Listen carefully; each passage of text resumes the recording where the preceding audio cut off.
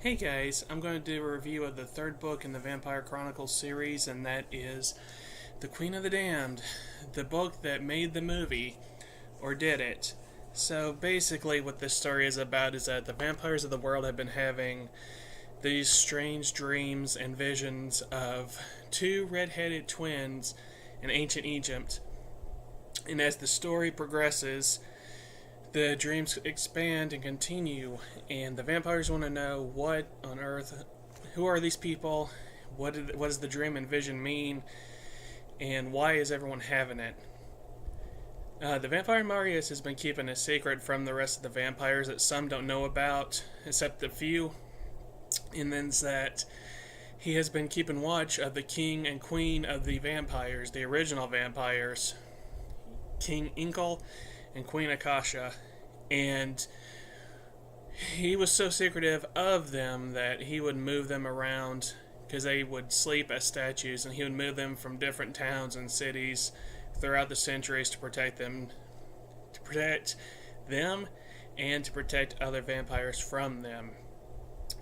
And here we are in modern day, and Queen Akasha, through her sleep, hears Prince Lestat, or the vampire Lestat this time, his music. And it awakens her to the modern day, and she wants to hunt him down to make him her new king. And so she awakens and kills King Inkle, her original husband and king, and goes out on this search for Lestat.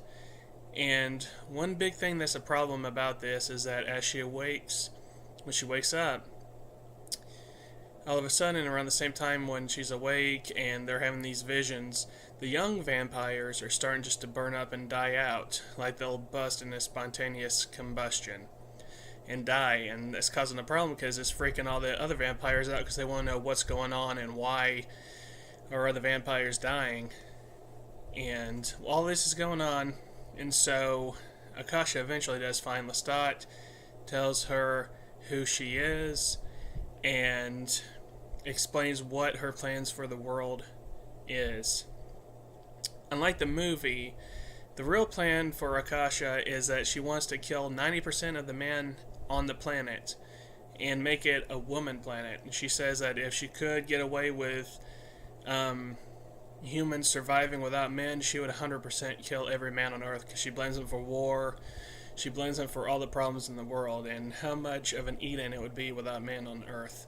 So there's a very dark reason why she wants to kill all the men on Earth and make it a woman planet. It's going to bring it kind of to a Amazonian kind of worldwide thing, and she would be their goddess and Lestat would be their god. That's what she proposes to Lestat, but Lestat, he's obviously tempted, but he's been royalty before, and he finds that he doesn't want this to happen, obviously, and so much is going on. That's basically the story of the Queen of the Damned. It's the last story with Lestat being a rock star. It's kind of like part 2 of the Vampire Lestat. The most interesting part of this book is just the origin story of the vampires. You finally get the story of how the vampire race became to be, of how Akasha and Inkle became the first vampires. And this plays an important role later in the book Prince Lestat, when you find out what this thing that made them vampires. It carries through the series, but plays more as the series goes on. It plays a bigger role and bigger role. And so do the twins that they're having visions of. You find out that they're Macaire and Maharet. And like I said, it all plays to a big ending, which is different than the film if you've seen the movie Queen of the Damned, which a lot of things are different than that movie.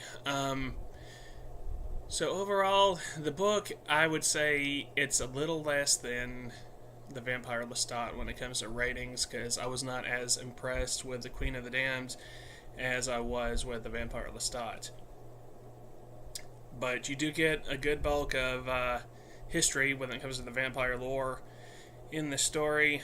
What some people don't like is that it's kind of also a anthology in a way, because it breaks up where it's not one solid story. It is chapters about Lestat, and then you go into a chapter about Pandora and them, and then you go into, I mean, even little vampires get unknown vampires get chapters here and there. So overall, it's pretty good. I would give this one a, if Lestat is a 5, I'd give this one a 4.5. So still higher. It's still better than Angel Time that I reviewed, and it's still a good read. And I definitely would recommend The Queen of the Damned.